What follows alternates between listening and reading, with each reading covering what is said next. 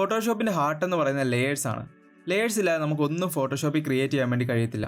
നമ്മൾ എന്ത് ക്രിയേറ്റ് ചെയ്താലും ഒന്നോ അതിൽ കൂടുതലോ ലേയേഴ്സ് കാണും. സോ ലേയേഴ്സിനെ കുറിച്ച് അറിഞ്ഞിരിക്കേണ്ടത് ഇമ്പോർട്ടൻ്റ് ആയിട്ടുള്ള കാര്യമാണ്. ആൻഡ് ഇന്നത്തെ വീഡിയോയിലൂടെ നമ്മൾ ലേയേഴ്സിനെ കുറിച്ചാണ് ഡീറ്റെയിൽ ആയിട്ട് നോക്കാൻ പോകുന്നത്.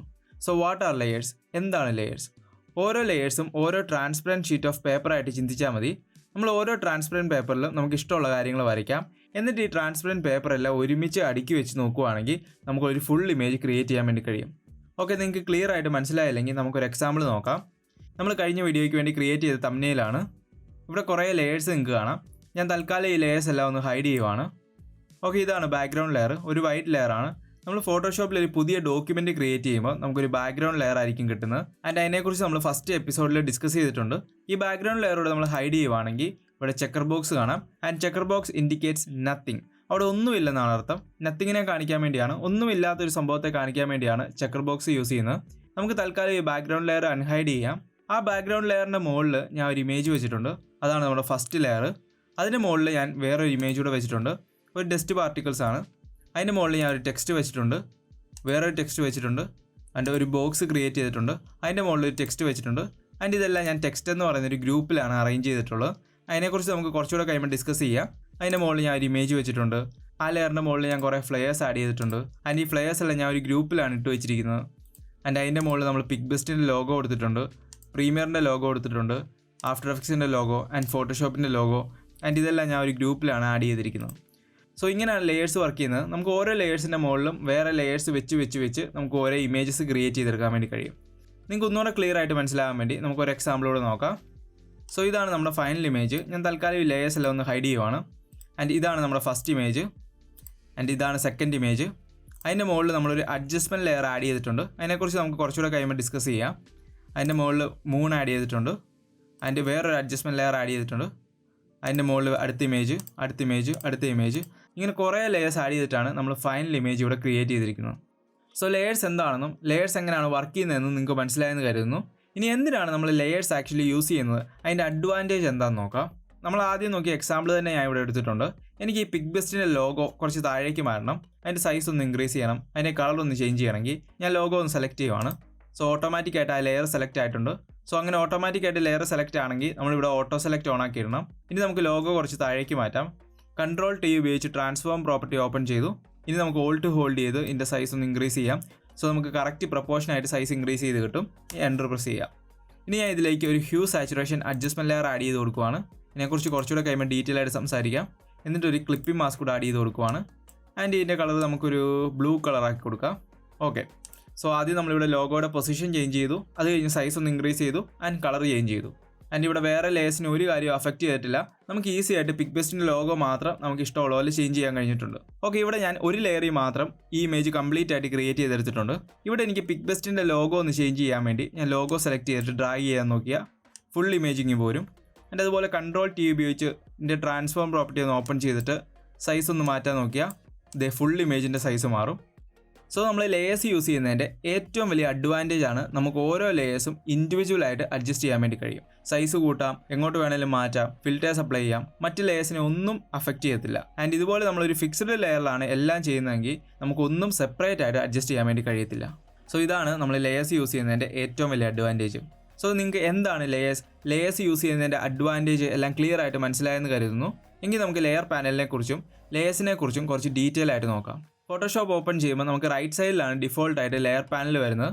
ഇതിനെക്കുറിച്ച് നമ്മൾ എപ്പിസോഡ് 1 വീഡിയോയിൽ ഡീറ്റെയിൽ ആയിട്ട് പറഞ്ഞിട്ടുണ്ട്. So please watch that video because അതിൻ്റെ ബാക്കിയായിട്ടാണ് ഈ വീഡിയോ വരുന്നത്. സോ കണ്ടിട്ടില്ലാത്തവർക്ക് വേണ്ടി ഞാൻ ഇവിടെ കാർഡ് കൊടുത്തേക്കാം. നമുക്ക് അപ് ടു 8000 ലേയേഴ്സ് വരെ ഫോട്ടോഷോപ്പിൽ ക്രിയേറ്റ് ചെയ്യാൻ വേണ്ടി കഴിയും. ആൻഡ് നമ്മൾ ഫോട്ടോഷോപ്പിൽ ഒരു പുതിയ ഡോക്യുമെൻറ്റ് ഓപ്പൺ ചെയ്യുമ്പോൾ നമുക്കൊരു ബാക്ക്ഗ്രൗണ്ട് ലെയർ ആയിരിക്കും കിട്ടുന്നത്. ഈ ബാക്ക്ഗ്രൗണ്ട് ലെയർ ലോക്ക്ഡ് ആയിരിക്കും. അത് അൺലോക്ക് ചെയ്യാൻ വേണ്ടി നമ്മൾ ഈ ലോക്ക് ഐക്കണിൽ ഒന്ന് പ്രസ് ചെയ്താൽ മതി. ആൻഡ് ഏതൊരു ലെയർ ലോക്ക് ചെയ്യുകയാണെങ്കിൽ ഇവിടെ ലോക്ക് ഐക്കൺ കാണാം, അവിടെ പ്രസ് ചെയ്താൽ മതി. ഫോർ എക്സാമ്പിൾ എനിക്ക് പ്രീമിയറിൻ്റെ ലോഗോ വരുന്ന ലെയർ ലോക്ക് ചെയ്യണമെങ്കിൽ ലെയർ സെലക്ട് ചെയ്തിട്ട് ലോക്കിൽ പ്രസ് ചെയ്താൽ മതി. എനിക്കിനി ആ ലെയർ അവിടുന്ന് മൂവ് ചെയ്യാനോ സെലക്ട് ചെയ്യാനോ ഒന്നും കഴിയത്തില്ല. ആൻഡ് അൺലോക്ക് ചെയ്യാൻ വേണ്ടി ലോക്ക് ഐക്കണിൽ ഒന്ന് പ്രസ് ചെയ്താൽ മതി. ഓക്കെ, ആൻഡ് ഒരു ലെയർ ഹൈഡ് ചെയ്യാനും അൺഹൈഡ് ചെയ്യാനും നമുക്ക് ഇവിടെ കൊടുത്തിരിക്കുന്ന ഐ ബട്ടൺ യൂസ് ചെയ്യാം. ആൻഡ് നമുക്ക് പുതിയൊരു ലെയർ ക്രിയേറ്റ് ചെയ്യാൻ വേണ്ടി കൺട്രോൾ ഷിഫ്റ്റ് എൻ യൂസ് ചെയ്യാം. ആൻഡ് ഇങ്ങനെ ഒരു വിൻഡോ ഓപ്പൺ ആയി വരും. ഇവിടെ നമുക്ക് ഇഷ്ടമുള്ള നെയിം കൊടുത്തിട്ട് ഓക്കെ പ്രസ് ചെയ്യാം. ആൻഡ് പുതിയൊരു ലെയർ ഇവിടെ ക്രിയേറ്റ് ആയിരിക്കുന്നതാണ്. ഈ ലെയറിൽ നമുക്ക് എന്തെങ്കിലും വരയ്ക്കുവോ എന്തെങ്കിലും ഇമേജ് ആഡ് ചെയ്യുവോ എന്ത് വേണമെങ്കിലും ചെയ്യാം. ആൻഡ് ഒരു കാര്യം കൂടെ നമ്മൾ ശ്രദ്ധിക്കണം, ഒരു പുതിയ ലെയർ ക്രിയേറ്റ് ചെയ്യുമ്പോഴത്തേനും നമ്മൾ ഏത് ലെയറാണോ സെലക്ട് ചെയ്തിരിക്കുന്നത് അതിൻ്റെ മുകളിലായിരിക്കും പുതിയ ലെയർ ക്രിയേറ്റ് ആയിരിക്കുന്നത്. ഫോർ എക്സാമ്പിൾ ഞാൻ ഇവിടെ ആഫ്റ്റർ എഫക്ട്സിൻ്റെ ഈ ലെയർ സെലക്ട് ചെയ്തിട്ട് ഒരു പുതിയ ലെയർ ക്രിയേറ്റ് ചെയ്യുവാണെങ്കിൽ അതിൻ്റെ ഒരു പുതിയ ലെയർ ക്രിയേറ്റ് ചെയ്യാൻ വേണ്ടി ഇവിടെ കൊടുത്തിരിക്കുന്ന ന്യൂ ലെയർ ഐക്കണിലൊന്ന് പ്രസ് ചെയ്താലും മതി. അതിന് നമ്മൾ ക്രിയേറ്റ് ചെയ്ത ഏതെങ്കിലും ലെയർ ഡിലീറ്റ് ചെയ്യണമെങ്കിൽ ലെയർ സെലക്ട് ചെയ്തിട്ട് ഡിലീറ്റ് പ്രസ് ചെയ്താൽ മതി. അല്ലെങ്കിൽ ലെയർ ഡ്രാഗ് ചെയ്ത് ഈ ഡിലീറ്റ് ഐക്കണിൽ കൊണ്ടിട്ടാൽ മതി. അല്ലെങ്കിൽ ലെയർ സെലക്ട് ചെയ്തിട്ട് ഡിലീറ്റ് ഐക്കണിൽ പ്രസ് ചെയ്താലും മതി. ഇങ്ങനെ നമുക്ക് ഈസി ആയിട്ട് ലെയേഴ്സ് ഡിലീറ്റ് ചെയ്യാം. ഇനി നമുക്ക് ലെയേഴ്സ് എങ്ങനെയാണ് ഗ്രൂപ്പ് ചെയ്യുന്നതെന്ന് നോക്കാം. ഇനി ഞാൻ ഈ ലോഗോ എല്ലാം ഒരു ഗ്രൂപ്പിലേക്ക് ആക്കുവാണ്. അതിനുവേണ്ടി നമുക്ക് ഈ ലോഗോ എല്ലാം സെലക്ട് ചെയ്യാം. കൺട്രോൾ ഹോൾഡ് ചെയ്തിട്ട് വേണ്ട ലെയേഴ്സ് എല്ലാം സെലക്ട് ചെയ്താൽ മതി. അതല്ലെങ്കിൽ നിങ്ങൾ ഒരു ലെയർ സെലക്ട് ചെയ്തിട്ട് എവിടെ വരെ സെലക്ട് ചെയ്യണോ ആ ലെയർ ഷിഫ്റ്റ് ഹോൾഡ് ചെയ്ത് സെലക്ട് ചെയ്താൽ മതി. സോ അത്രയും ലെയർ നമുക്ക് ഒരുമിച്ച് സെലക്ട് ചെയ്യാൻ വേണ്ടി കഴിയും. അതിന് നമ്മൾ ഈ സെലക്ട് ചെയ്ത ഗ്രൂപ്പിലെ ഏതെങ്കിലും ലെയർ മാറ്റണമെങ്കിൽ ജസ്റ്റ് കൺട്രോൾ ഹോൾഡ് ചെയ്തിട്ട് ആ ലെയറിലൊന്ന് ക്ലിക്ക് ചെയ്താൽ മതി. ഓക്കെ, ഇനി ഇത് ഗ്രൂപ്പ് ചെയ്യാൻ വേണ്ടി നമുക്ക് താഴെ കൊടുത്തിരിക്കുന്ന ഗ്രൂപ്പ് ക്രിയേറ്റ് ചെയ്യാനുള്ള ഐക്കണിലൊന്ന് പ്രസ് ചെയ്യാം. ഗ്രൂപ്പ് 1 ക്രിയേറ്റ് ആയിട്ടുണ്ട്. അതല്ലെങ്കിൽ right click group from layers select ചെയ്യാം. ആൻഡ് എന്തെങ്കിലും ഒരു നെയിം കൊടുത്ത് സേവ് ചെയ്യാം. ഓക്കെ പ്രസ് ചെയ്യാം. അതുമല്ലെങ്കിൽ നിങ്ങൾക്ക് ഷോർട്ട് കട്ട് യൂസ് ചെയ്യാം. കൺട്രോൾ G ആണ് short cut. Short cut use ചെയ്യുന്നതാണ് എപ്പോഴും നല്ലത്. നമുക്ക് ഫാസ്റ്റായിട്ട് ഓരോ കാര്യങ്ങൾ ചെയ്യാൻ വേണ്ടി കഴിയും. ആൻഡ് ഈ ഗ്രൂപ്പിൻ്റെ നെയിം ചേഞ്ച് ചെയ്യാൻ വേണ്ടി ഗ്രൂപ്പ് 1 ഡബിൾ ക്ലിക്ക് ചെയ്താൽ മതി. എന്നിട്ട് നമുക്ക് ഇഷ്ടമുള്ള നെയിം കൊടുക്കാം. ആൻഡ് ഞാൻ ഇവിടെ ഫ്ലെയേഴ്സ് എല്ലാം സെലക്ട് ചെയ്തിട്ട് കൺട്രോൾ G ഉപയോഗിച്ച് ഗ്രൂപ്പ് ചെയ്യുവാണ്. ആൻഡ് ഇതിൻ്റെ നെയിം കൂടെ ഞാൻ ഫ്ലെയേഴ്സ് എന്ന് കൊടുക്കുവാണ്. ഇങ്ങനെ നമുക്ക് ഈസി ആയിട്ട് ലെയേഴ്സ് എല്ലാം ഗ്രൂപ്പ് ചെയ്യാം. ഇങ്ങനെ നമ്മൾ ഗ്രൂപ്പ് ചെയ്ത് കഴിഞ്ഞാൽ എന്തെങ്കിലും ഫിൽറ്റേഴ്സോ ഇഫക്ട്സോ ഈ ഗ്രൂപ്പിലേക്ക് ഒരുമിച്ച് അപ്ലൈ ചെയ്യാം. അതുപോലെ ഗ്രൂപ്പിൻ്റെ ട്രാൻസ്ഫോം പ്രോപ്പർട്ടി ഒരുമിച്ച് ഓപ്പൺ ചെയ്യാം. അങ്ങനെ ഒത്തിരി ഗുണങ്ങളുണ്ട്. ആൻഡ് ഈ ഗ്രൂപ്പ് എനിക്ക് അൺഗ്രൂപ്പ് ചെയ്യണമെങ്കിൽ ഗ്രൂപ്പ് സെലക്ട് ചെയ്തിട്ട് right click ungroup layers select ചെയ്താൽ മതി.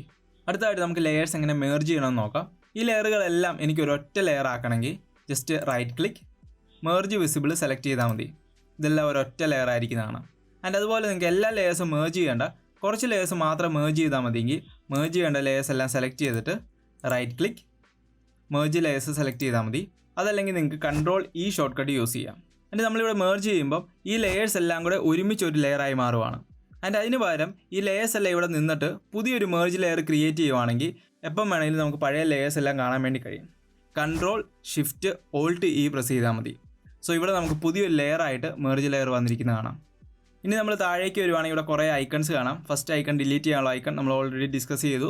അതിനിപ്പുറത്ത് പുതിയ ലെയർ ക്രിയേറ്റ് ചെയ്യാനുള്ള ഐക്കൺ, അതിനിപ്പുറത്ത് ഗ്രൂപ്പ് ചെയ്യാനുള്ള ഐക്കൺ, അതിനിപ്പുറത്ത് കൊടുത്തിരിക്കുന്ന അഡ്ജസ്റ്റ്മെൻറ്റ് ലെയേഴ്സ് ക്രിയേറ്റ് ചെയ്യാനുള്ള ഐക്കണാണ്.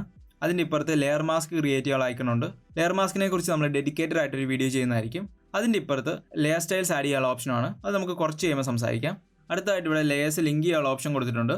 ഫോർ എക്സാമ്പിൾ ഞാൻ ഇവിടെ 2 ലെയേഴ്സ് സെലക്ട് ചെയ്തിട്ട് ലിങ്ക് ചെയ്യുവാണ്. ഇനി ഞാൻ ഒരു ടെക്സ്റ്റ് ലെയർ ഇവിടെ മാറ്റിക്കഴിഞ്ഞാൽ ഓട്ടോമാറ്റിക്കായിട്ട് അടുത്ത ടെക്സ്റ്റ് ലെയറും അതിനെ ഫോളോ ചെയ്യുന്നതായിരിക്കും. ബിക്കോസ് ഈ 2 ലെയേഴ്സും ലിങ്ക്ഡ് ആണ്. ഓക്കെ, ഇങ്ങനെയാണ് നമ്മൾ ലിങ്ക് ചെയ്യുന്നത്. ആൻഡ് അൺലിങ്ക് ചെയ്യാൻ വേണ്ടി ലെയേഴ്സ് 2 സെലക്ട് ചെയ്തിട്ട് ഈ ഐക്കണിൽ പ്രസ് ചെയ്താൽ മതി. ആൻഡ് ലെയേഴ്സിൻ്റെ ഏറ്റവും ടോപ്പിൽ നോക്കുവാണെങ്കിൽ നമുക്ക് ലെയേഴ്സ് ഫിൽറ്റർ ചെയ്യാനുള്ള ഓപ്ഷനാണ് കൊടുത്തിട്ടുള്ളത്. ആൻഡ് ഫോർ എക്സാമ്പിൾ എനിക്ക് ടെക്സ്റ്റ് ലെയർ മാത്രം ഫിൽറ്റർ ചെയ്യണമെങ്കിൽ ഇവിടെ ക്ലിക്ക് ചെയ്താൽ മതി. സ്മാർട്ട് ഒബ്ജക്റ്റ് മാത്രം ഫിൽറ്റർ ചെയ്യണമെങ്കിൽ ഇവിടെ സെലക്ട് ചെയ്താൽ മതി. അതുമല്ല എനിക്ക് നെയിം വെച്ച് സെർച്ച് ചെയ്യണമെങ്കിൽ ഞാൻ നെയിം സെലക്ട് ചെയ്തിട്ട് ഇവിടെ ഫോർ എക്സാമ്പിൾ ഞാൻ ടെംപ്ലേറ്റ് എന്ന് പറഞ്ഞ് സെർച്ച് ചെയ്യുവാണ്. സോ ആ നെയിം വരുന്ന ലെയേഴ്സ് മാത്രം നമുക്ക് ഇവിടുന്ന് സെർച്ച് ചെയ്തെടുക്കാൻ വേണ്ടി കഴിയും. സോ അങ്ങനെ ലെയേഴ്സ് നമുക്ക് പല രീതിയിൽ ഫിൽറ്റർ ചെയ്യാനുള്ള ഓപ്ഷനാണ് ഇവിടെ കൊടുത്തിട്ടുള്ളത്. ആൻഡ് അത് ഇനേബിൾ ചെയ്യാനും ഡിസേബിൾ ചെയ്യാനുള്ള സ്വിച്ചും ഇവിടെ കൊടുത്തിട്ടുണ്ട്.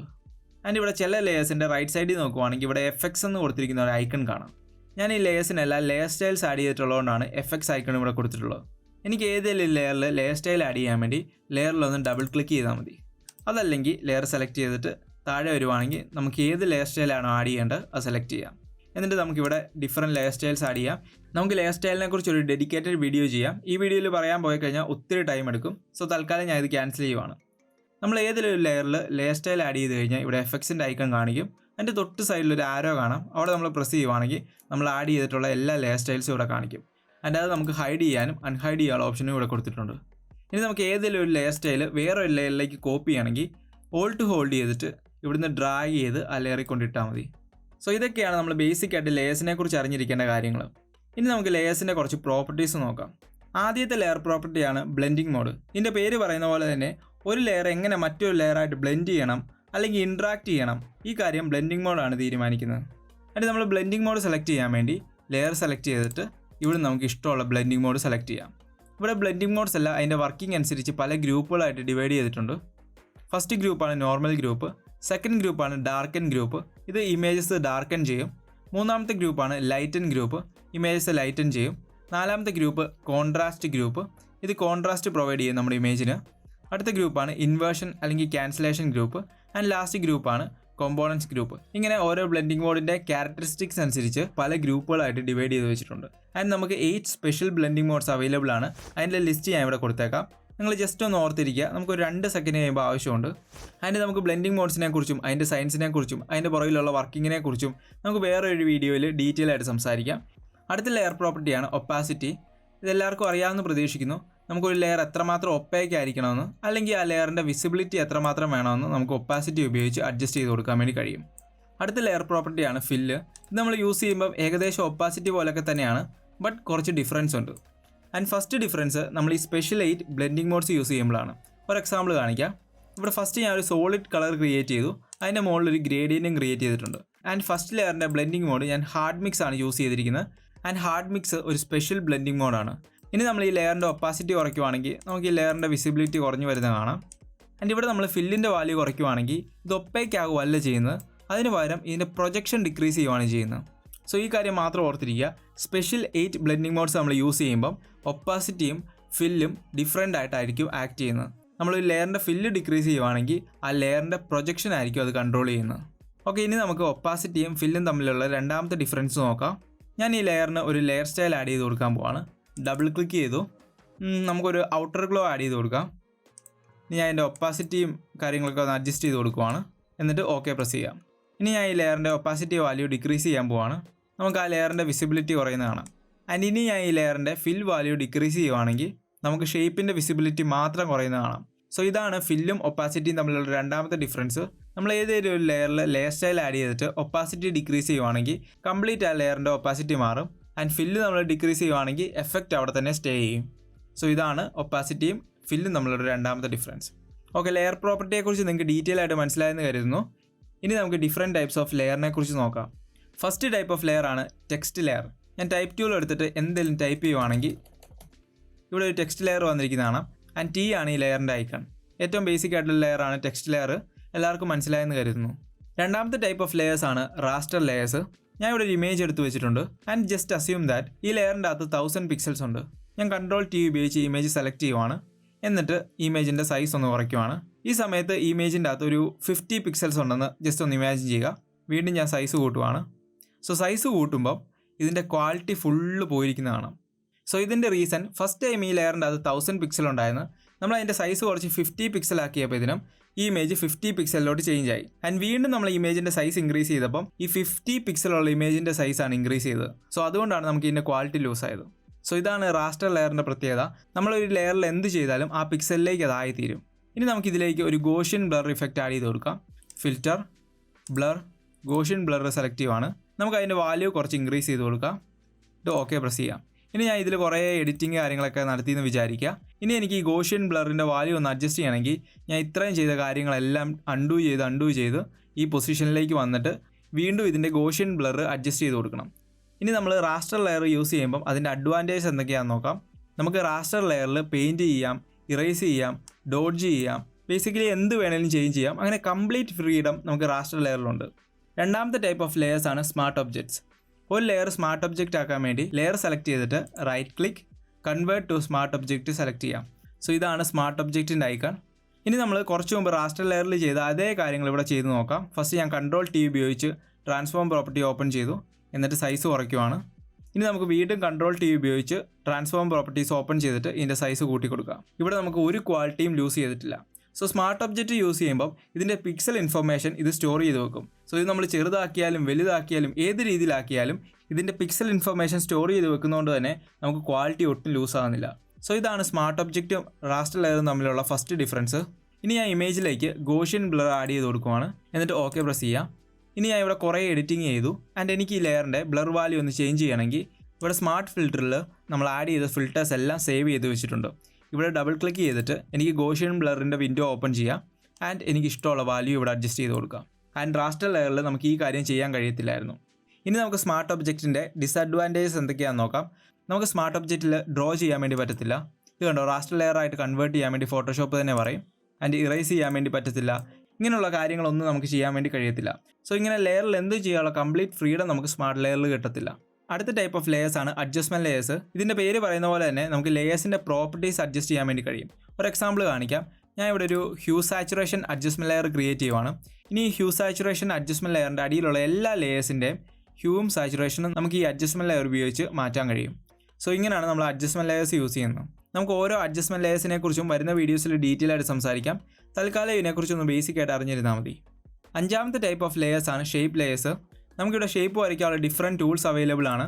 നമുക്കിത് ഉപയോഗിച്ച് ഇഷ്ടമുള്ള ഷേപ്സ് വരയ്ക്കാം. ആൻഡ് അതിൻ്റെ സ്ട്രോക്ക്, ഫില്ല് കാര്യങ്ങളെല്ലാം അഡ്ജസ്റ്റ് ചെയ്യാനുള്ള ഓപ്ഷൻ ഇവിടെ ഉണ്ട്. ഇനി നമ്മൾ ഇതിൻ്റെ സൈസ് എത്ര കൂട്ടിയാലോ എത്ര കുറച്ചാലോ ഒരിക്കലും ഇതിൻ്റെ ക്വാളിറ്റി ലൂസ് ആകത്തില്ല. ബിക്കോസ് ഇതൊരു വെക്റ്റർ ഷേപ്പാണ്. ആൻഡ് ഇത് റാസ്റ്റർ ക്യാൻവാസ് യൂസ് ചെയ്യുന്നുണ്ടെന്ന് മാത്രമേ ഉള്ളൂ. ആൻഡ് ഇതാണ് ഷേപ്പ് ലെയറിൻ്റെ സിമ്പിൾ. സോ ഇതൊക്കെയാണ് നമ്മൾ അറിഞ്ഞിരിക്കേണ്ട ഫോട്ടോഷോപ്പിലെ 5 different types of layer types. ഇനി ലെയേഴ്സിൽ നമ്മൾ ക്ലിപ്പിംഗ് മാസ്കിനെ കുറിച്ചും ലെയർ മാസ്കിനെ കുറിച്ചുമാണ് അറിഞ്ഞിരിക്കേണ്ടത്. ആൻഡ് അത് നമുക്ക് എപ്പിസോഡ് 3 ഡീറ്റെയിൽ ആയിട്ട് നോക്കാം. ആൻഡ് അതുപോലെ ഫോട്ടോഷോപ്പ് ഉപയോഗിച്ച് എങ്ങനെയാണ് സ്കിൻ റീടച്ച് ചെയ്യുന്നതെന്ന് അറിയാൻ വേണ്ടി ഈ വീഡിയോ കണ്ടാൽ മതി.